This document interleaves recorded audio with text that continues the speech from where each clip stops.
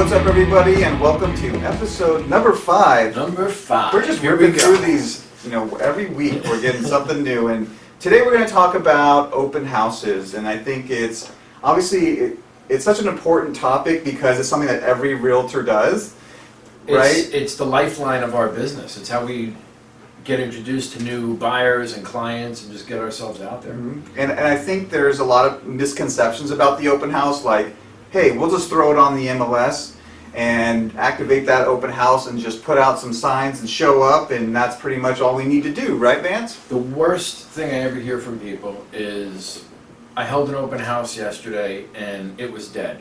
Yeah. And I booked it on Friday, I held it on Sunday, and Monday morning, nobody showed up.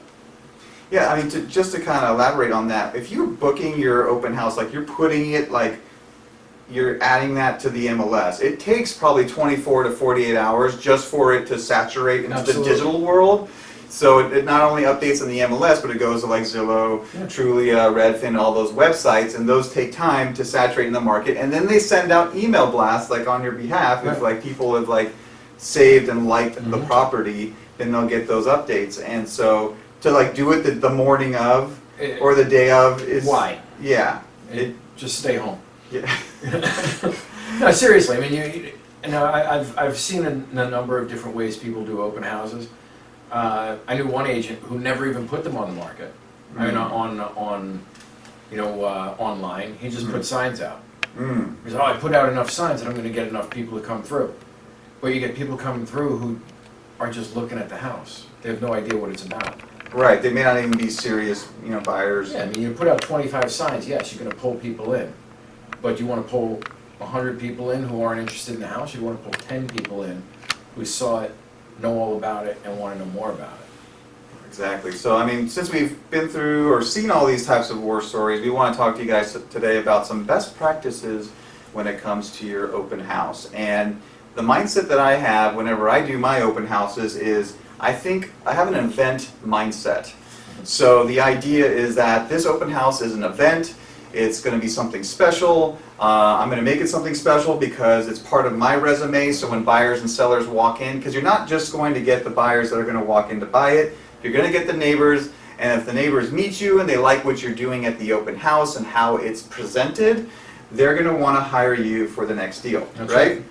So if we have this event mindset, we're thinking outside the box. So we're not going to be just the Costco cookies and water real estate agent. We're going to think about, okay, what can we do on this day to make it special? So some of the things that I've done I've obviously done, if you know me, I've done like a taco event. I'll hire a taco guy and have a big catered event and make it maybe kind of like a Spanish party theme, for example, depending on the location in the area. I've done a kids event. So I sold a house in a family neighborhood where there's lots of kids in the area, so I rented a jumper, got some catering. We actually got some like burgers and dogs and did like a little barbecue with a little raffle giveaway. So there's all sorts of little things that you can do to set yourself apart. Now, if you don't have a big budget, it's okay. You can start off with something simple, just make it different. It doesn't have to be some massive, elaborate thing where you're spending thousands of dollars, right? Yeah, I mean, we just, you and I were out on that open house last week and we met that guy who, this is a local guy to our area, but he does catering for you. Remember? I mean, it was like $150. Yeah, it was like $150 or $200 or whatever. And when you got to 300, he was serving alcohol. I mean, now obviously, don't serve alcohol at your open houses. That's a whole nother there's a liability thing. Exactly. But for a couple $100, I was doing my own, where I'd get sandwiches and do that whole thing and make a big, spread and food and all that. And you're talking about running up $100, $150, and then you got to clean it up. This guy's coming in and doing the whole thing for you, and then you got this manned station that is taking care of stuff. And neighbors come into open houses to do 3 things. Number 1, scope out their neighbor's house. They want to see what it's all about. Number 2, scope you out. Right. And number 3, to start deciding whether or not when they sell, if they're going to be using someone like yourself. Right? They're going to start asking you closing questions. This is something I always say is, how much is this house worth? What do you think this is worth? You're going to start talking about those things, and those are closing questions that you want to hear that you can start moving in on the agent, on the situation and letting them know you want to help them. But if you're standing there with a little rinky tray of Costco cookies and 3 warm waters, you're not making the greatest impression on Right, these people. you're not setting yourself apart from the competition. And, Yeah. you know, we're in a business that's highly competitive, and what you do kind of really matters, and everything that you do, from your marketing, you know, the way you deal with people, and so this is like your resume. So you want to look good, you want to look professional, you want to be a professional, you know, and it's about staging the home at that time for that event. So you've got your event picked out, you're staging, you're getting to the property early, you're getting set up. Maybe the place smells like dog. You're spraying Febreze around the joint. You're getting Open some windows. yeah. You got some plugins going. Open up some windows. Click on the AC. Get the home ready to be shown. Lights kicked on. I mean, you're presenting this property, and this is, you know, a potential commission of tens of thousands of dollars. You want to ensure that this place is, you know, locked and It's ready tight. to go. It's ready to go. Yeah. You know, candles, not such a good idea. You know, could Yeah, be a there mess, could be a fire. hazard. Okay. Back when I got my license, they used to tell us to bake cookies, yeah. and you know, I've done that. me too. It works. Absolutely. They come in, there's cookies being baked in the oven. You're pulling them out, but you know, what you want to do is you want to make the house inviting. And that's a big part of setting it up and letting the client know, the seller know, that people are going to be in your house. Yeah, and imagine you go back to your seller and you go, hey, so for our first weekend open house, we're doing an event at the home where we're bringing in jumpers, we're going to have a barbecue, we're inviting the neighborhood, we've got a massive amount of marketing that's going out, and they're going, wow, like my realtor kicks ass, like he's doing a really awesome party for us at the house to get people in the door. Like, not everybody does that. No, and you also want to talk to the buyer, I mean the seller rather, and just make sure they're okay with that. Because Right. you don't want to start booking everything and then they're like, whoa, whoa, whoa, I just wanted you to, you know, I'm not exactly ready for a jumper to be in my backyard, but most are, because they want to go. And you tell them this is what's going to happen, but you just want to make sure they're aware of what. Absolutely. What You is want to get happening? their authorization on anything Yeah. you're going to do with the house. But again, like if they're not okay with it, fine. You could think of something else to do. Absolutely. But set yourself, you know, aside from the other agents Yeah. that are working alongside you. But you know, once you got this event picked out, you got this figured out, and hopefully it's, you know, within some notice, like a week or two before the actual Yeah. event's happening. If you're taking a listing, a week or two before you're going to do your first open house, you've got this event planned out. If you're doing an open house for somebody else, you've got enough time to Right. do the marketing. So, Most important thing you want people to know is this is, you know, this is what I do, this is how I do it, so let's go, right? And you have that kind of set up. Like what Amir's saying is you have this open house mindset of, okay, we just planned this event. The next thing is you got to market the event. You got to get people in the door. All right, now putting your open house sign out front is not pulling people in the door. Okay, it's actually getting out there and marketing the property. So, and this goes for whether or not you're marketing your own property or you're marketing someone else's property. Okay, because something, I met an agent one day, she called me up and said, look, I'm going to do 250 mailers, I'm going to door knock 100 people, and I'm going to call 200 people for the open house if you give it to me. And I said, keys run to the mat. yeah. Like, go for it, because I wasn't doing it that weekend. You got it, all right? And once I heard that, I said, man, that's how agents should be getting open houses and doing what they can for them.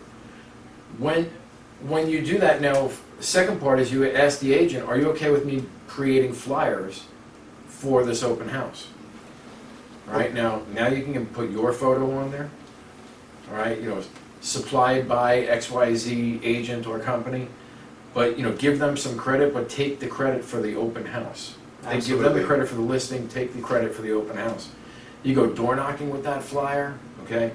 Cold call, all right? Hey, this is Vance Mizzy over at XYZ Company. I'm holding an open house next week on Saturday and Sunday from noon to 4. Love for you to come out and take a look at it. It's a 3-bedroom, 2-bath property. By the way, have you ever thought of selling? Okay, come on by, take a look at it. You'll be amazed at how many people show up just to see what this is all about. Because again, they're scoping you out. Something also that's becoming huge in today's world is the text invite, the voicemail invite, the slide text, slide dial. Okay, where everybody on this podcast has looked at their phone and said, "Wow, I didn't even hear it ring," and there's a voicemail there. Yeah, it's pretty slick. Okay, or hey, I didn't even hear it. I didn't hear a beep, and now I have a text from this agent. And slide text, you can actually attach flyers to them. Oh, really? Yeah, I mean, you can okay. really go off on them. And with the voicemails, same thing. Email blast. If you want to embed videos, depending on the service that you're using in emails, you can embed videos that you show in the property. Come on by. You can do an email. You can do a video that invites people while you're standing outside the front, the house. People are responsive to video. Hugely responsive to video. In fact, more so than text. And if you do a video, and then in the comments you type out the text that you write, you're getting even more response, because even the different algorithms are going to push that to the proper places. And as far as your emails are concerned, you want to send it to every past client you've ever worked with. Okay, I know maybe they don't want to buy that house, but they need to see you in business. They need to see that you're doing business, not every now and again see a thing on Facebook. If you're doing an open house, you need to send it to them. Past clients, realtors, something I do is I collect every card from realtors on my broker's opens. Okay? Every card I've ever collected I have in my CRM.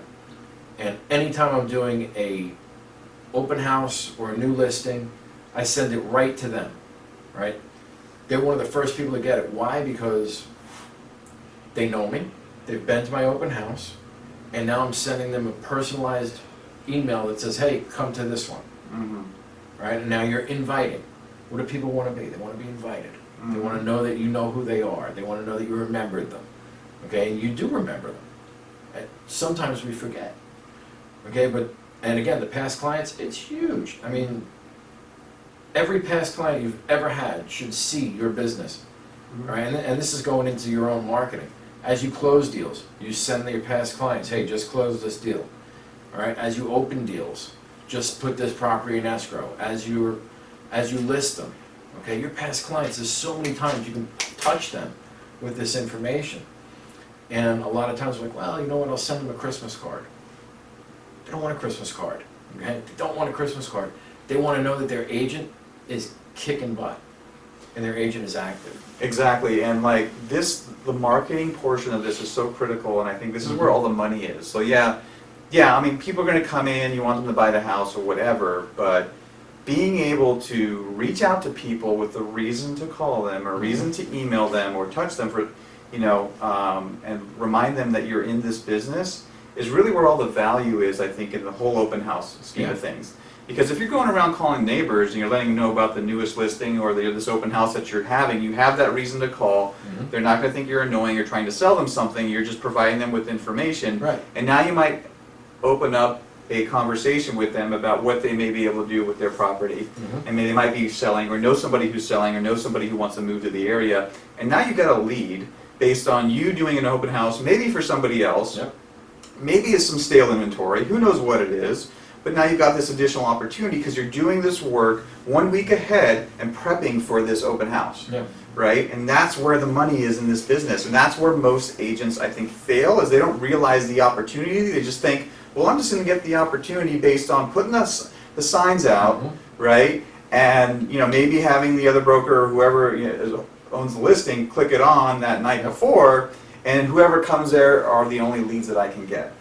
Right, and they have that narrow mindset. It's that small thinking of the only time that I'm in business is when I'm standing inside the house. And some days, as we all know, doing open houses, if it rains, if it's just a slow traffic day, but you've spoken to 200 people before the open house, if they don't show up, you've already spoken to them. You've already given out all your information. You've done couple hundred mailers. You've door knocked. You've cold called. This is hard work. And this is truly what separates the professional agent or the part-time agent from the sometime agent. Exactly. I think one other thing we didn't touch on is social media. Oh, you're right. That's a big one. Social media, there's advertising. I mean, that's what I love. So I have Facebook business pages that are linked to the Instagram and all that. So I love creating, obviously, marketing videos for my properties, creating public events on there, and then sponsoring those ads to run to promote that weekend's open house. And then so now you've got all of these eyes looking on it. So not just in that neighborhood, maybe around the neighborhood or outside the neighborhood. We work in the South Bay, where my predominant area that I work is in Palos Verdes, but we get a lot of people that are in the beaches that want to move to Palos Verdes because it's a much better value, bigger lots, good schools, all that stuff. So I like to target my marketing down to the beach clientele because they have obviously similar priced homes and are looking to relocate. So I can target with the social media that open house event to pull those people up to those other areas. The targeting that you can do in social media marketing is just amazing now. It is. It's pretty awesome. You really push it out there. But and something as a listing agent you want to do is if you have somebody else holding your open house, tell them, look, if you're going to do my open house, you got to do a $25, $30 social media ad. But I'll match every dollar you put in. All right, so I'm going to double my exposure for this property.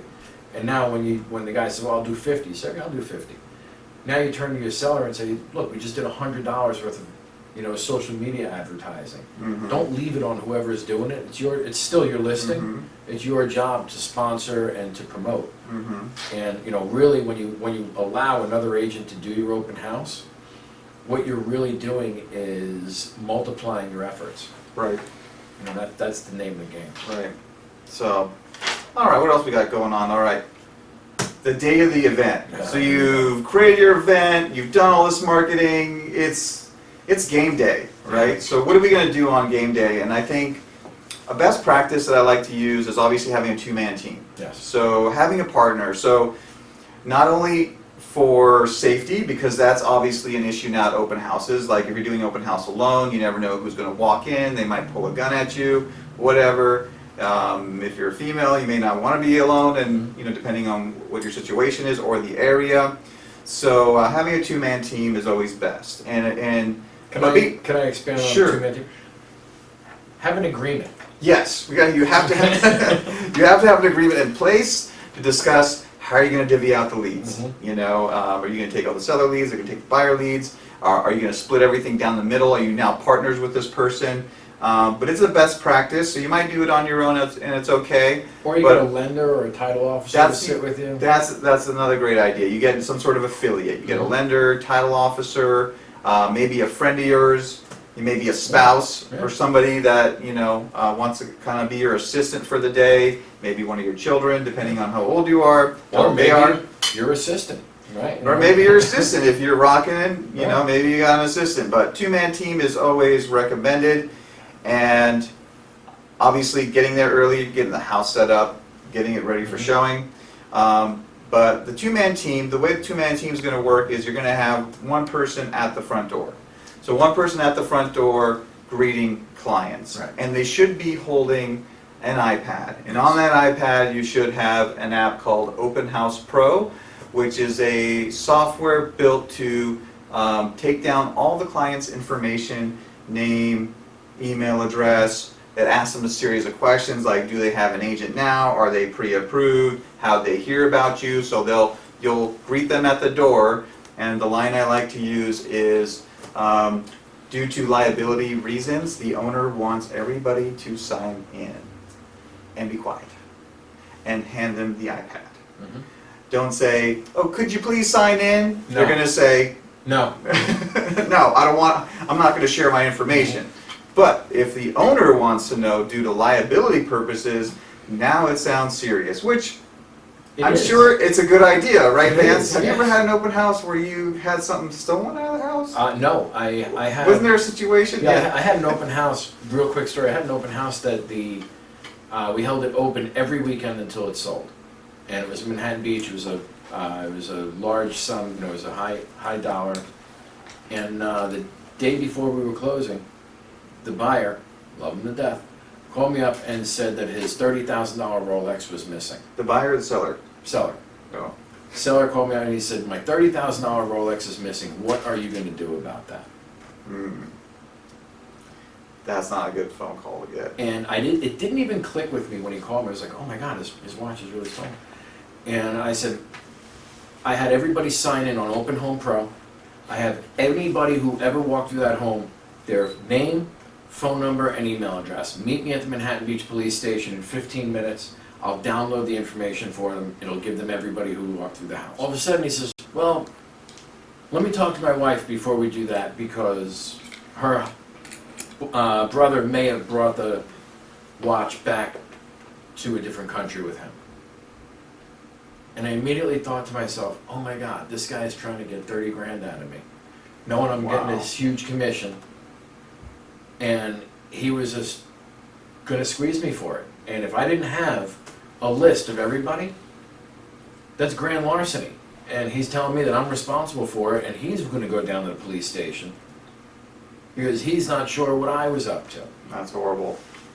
And what a nightmare. It was an absolute nightmare, but then all of a sudden it was a realization of, you know what, the best thing I ever did was ask everyone to sign in, and mark my words, in an open house, 90% of the time you sign in tonight. Absolutely. So you got your greeter at the door, you got your open house pro, you're having everybody sign in, then you've got second man is behind, maybe with the flyer or the brochure on the property, being like the tour guide in a sense. Either one of the two should be asking some kind of, I call them like a needs and wants assessment, is like what I like to call it. Yeah, and there's a 3-question script that I go through with every agent, every open house, and if you come to my open houses, you hear them. And I don't ask them in this 1, 2, 3 question. I ask it in a conversation, and it's very simple. So how'd you hear about us? Wow, fantastic. How long have you been looking? Seen a lot of houses? And my third question is, where are you moving from? That gives you so much information. How'd you hear about us? We saw it on Zillow. Okay? Probably don't have an agent. Okay? How long have you been looking? 6 weeks. Oh, they're far off in the process. Okay, they're into this. And where are you from? 25 miles away or 2 miles away? Right. Okay, if they traveled here from 25 miles and away, they've been looking for 6 weeks, they're an interested party. Right. 2 miles away, they might just be like, and then they might follow up with where are you from? Oh, well, we're just neighbors, we just came by to take a look. No problem. Everything's okay, but it's best to know where and how long they've been looking and how'd you hear about it. I took that the real estate buyers program, and they told us, who's your agent? Did you sign anything with them? I was like, that's pretty aggressive. A little rough, you know? When you first meet somebody, you're still kind of just building basic rapport. Like, how'd you hear about us? Hey, how's it going? How'd you hear about us? Right. Oh, we saw you on Zillow. Oh, that's fantastic. How long have you been looking? No, just a couple of years. A couple of years you've been looking. Oh my God, you getting tired of looking? You ready to start buying a house? Yeah. Where are you from? Oh, I'm from Dallas, Texas. Dallas. You've been looking from Dallas, Texas for a couple of years? In the beaches in Southern California? Yeah, we've been renting for a long time. Okay, so you've been renting. Do you see how that conversation just starts to unravel? And now you can actually start talking to people like a human being as opposed to, do you have an agent? And what you see a lot of times is the agents will just say, oh, okay, well, feel free to check it out. Let me know if you have any questions. Yeah, and while they're checking their likes on Facebook. Right. Or the best is, well, here's the kitchen. Yeah. And over there's the living room. And that's the TV on the wall, folks. We can see that. Tell me about it. Put me in the house. Do you do entertaining? Absolutely. You do? Okay, well, this kitchen allows you to have a huge entertainment space, okay? If you bring in, do you have catered or do you cook yourself? I cook myself. You cook yourself. It's a 6-burner stove. This would be great for you. Okay, and you start to put people in the house. And you start to actually let them feel it out. Sit on the couch. Right. Right? That's where you become a salesperson, right? Instead of just kind of like a customer service agent in a sense. And that's your showpiece. That house is your showpiece. You should know inside and out. You should know all the features and benefits. There's needs and wants assessment. You're building rapport, figuring out what they like, what they don't like, why they're here, all of those good things to try and sell that home. If not, you're going to figure out what you're going to sell them. And that's why, and we miss this other piece, is understanding all the inventory in the area. Right. That's Yeah. the current other active listings, the solds, what's under contract, the schools, where the parks are. I mean, what goes on in the neighborhood? Do they have block parties? Like, you want to build that dream, like the whole idea of like what it's going to live there. You want to be that professional that understands all of that information, so you can give that to them, so they feel confident about working with you, because they're like, yeah, this guy knows his stuff. Like, I think a lot of people walk in at open houses thinking like, okay, what kind of bozo am I going to meet this time? I probably know a lot more about the neighborhood than they do, because I've been doing all my research online. And you never want to be in that position where they know more than you do about a neighborhood or a home. And the thing about, your open house, if it's not your listing, it's somebody else's open house, Right. that you're going into this neighborhood, you bring the comps and stuff. You gotta remember, man, these people have been looking in this area for a while. Right. Like scouring it, like going to see other open 2 years. houses. 2 years, okay? They know the inventory, and there's a chance they might know it better than you. Right. But what they're not gonna know better than you is how you can fit them into the home.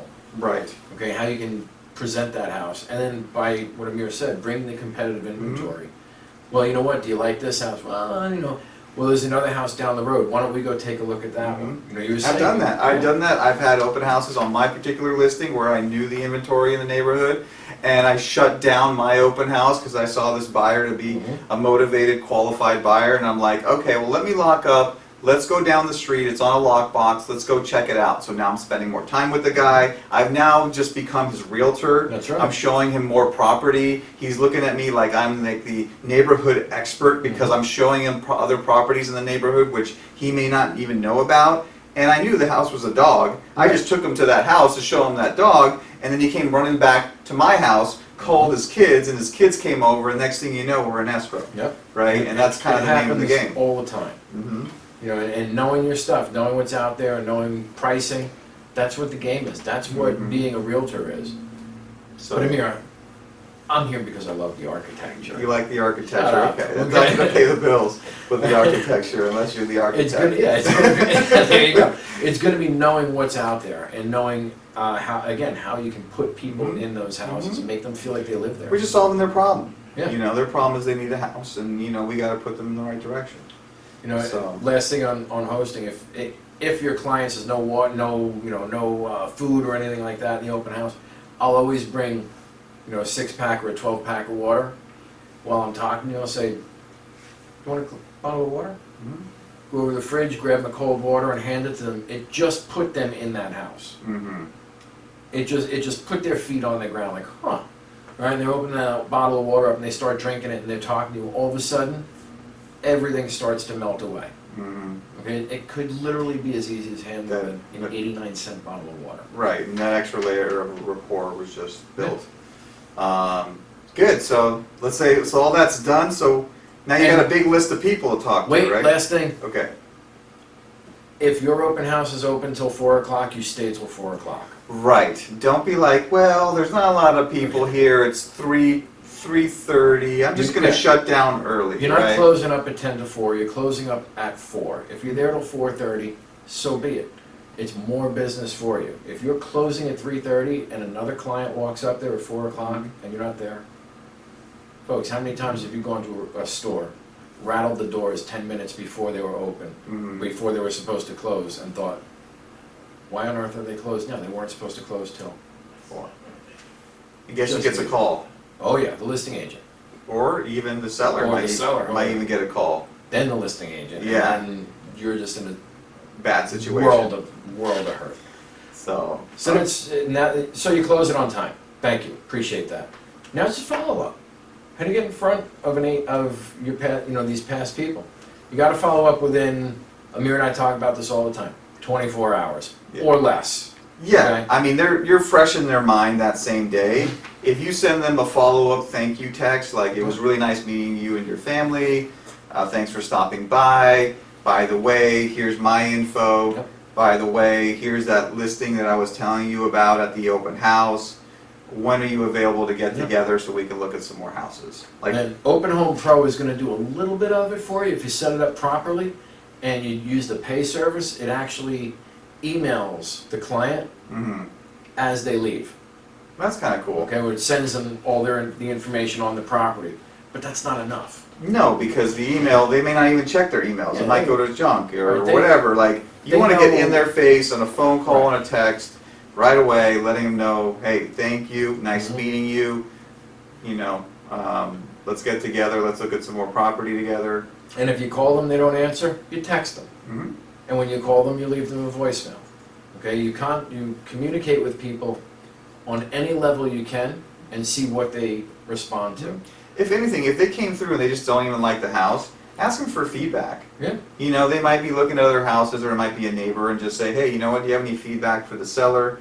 They're just curious, you know, what do you think about the condition of the property, or the price, or the neighborhood, or anything of that nature, just to kind of build some more rapport, and now you've got another contact, a future client, or somebody you can deal with down the line. Now, you ready for the golden nugget of all of them? What is the golden The nugget? golden nugget. Anybody you get a name from is a buyer. At some point in their life, they will be. Okay? Most likely they're looking to buy a Yeah. house. If they don't like that house, what are they looking for? Something else. Something in that, okay? That's how you go and you say, okay, Amir, you don't like this house. Well, you know what? I work with a lot of off-market properties. Would you like me to send anything that I come across that's off-market? Absolutely. Absolutely. On Monday morning, you go back and you download every expired listing for the past 5 years that meets the same criteria as this property, whether it's price or beds and baths in that area, and you call them and you say, I may have a buyer for you. Are you still interested in This is some selling? good stuff. Like, I don't even think we should be Okay. talking about That's this. the 'Cause this is golden some- nugget, okay? That's some really good stuff. And now you are a realtor. Now you're not playing. Now you might be not doubling playing the dress deal, up. That's right. right? Okay, the number one thing now, we're going to do a whole thing on expireds at another time, but the number one response you get from any expired you will ever call is, bring me a buyer Hmm. and I'll sell my house. Oh yeah. Okay, well, I have a buyer who may be interested. Now that person says, well, I'm working with an agent. No problem. What's your agent's number? Would you be okay with me sending him this property once I get it under contract? Mhm. Of course they would, okay? Now, I'm not saying do anything off market. You go out and you say, I have a buyer who's maybe interested in buying this property. Sign this single party listing agreement. Mhm. We agree on price, we agree on commission, we agree on terms, and now I have a single party listing agreement. I show it to this agent or this client, they don't like it. I now know these people are sellers at this price, they're sellers at this commission, they're sellers at this term. Mhm. Okay, that's how you pick up expireds. That's a whole nother story. That's the golden nugget for the day. All right. And with that golden nugget, we're going to leave you folks. And I want to thank you again for tuning in to Real Estate Agent Rehab. Again, episode number 5. It's pretty awesome. It's an honor that people are checking in, actually watching, and I hope you're I hope they're actually learning using something. these. And you're getting something out of this, because we're taking time out of our day to make this happen for you guys. So please support the channel, like it, subscribe it, leave some comments below if you have any questions you want us to answer. And we will see you on the next episode. Thank you all.